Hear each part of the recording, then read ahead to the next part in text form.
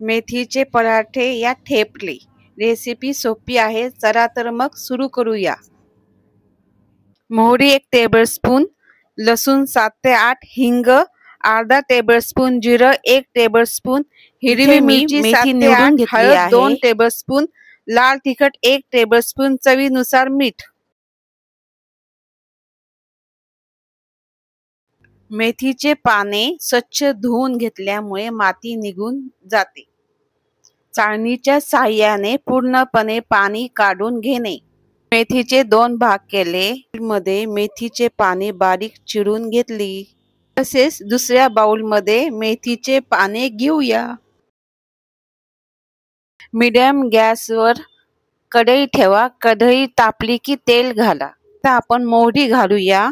1 tablespoon, 1 tablespoon जिरं, अर्धा tablespoon हिंग, लसूण आणि हिरवी मिरचीचा ठेचा घालून चांगले मिक्स करून घेऊ. 1 टेबलस्पून हळद घाला. त्याच्यात मेथीचे पाने घाला आणि चांगले परतून घ्या.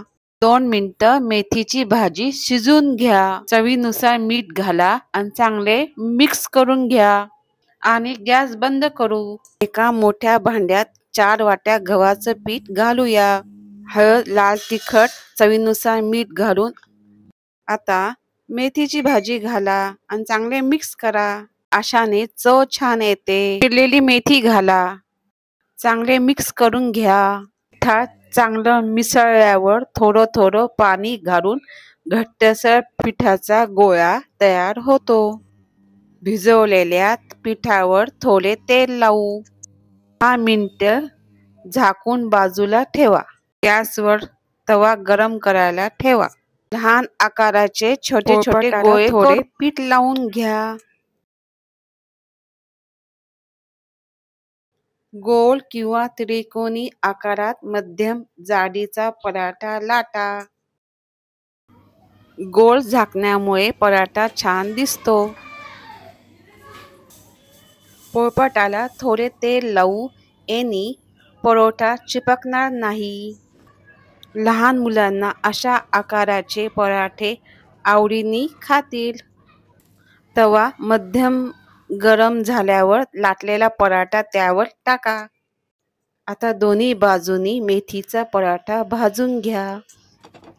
तेल किंवा तूप लावून पराठा सोनेरी होईपर्यंत आणि छान खमंग होईपर्यंत भाजून घ्या. पराठा स्टीलच्या चाळणीवर काढून घेऊ. वेगळ्या आकाराचे परोठे भाजून घेऊ. अशा प्रकारे सर्व पराठे भाजून घ्या. दह्यामध्ये मीठ घालू. अशाने दही छान लागतं. गरमागरम मेथीचे पराठे दही, लोणचं किंवा चटणीसोबत छान लागतं. आजची रेसिपी कशी वाटली? लाईक करा, सबस्क्राईब करा. Bye bye.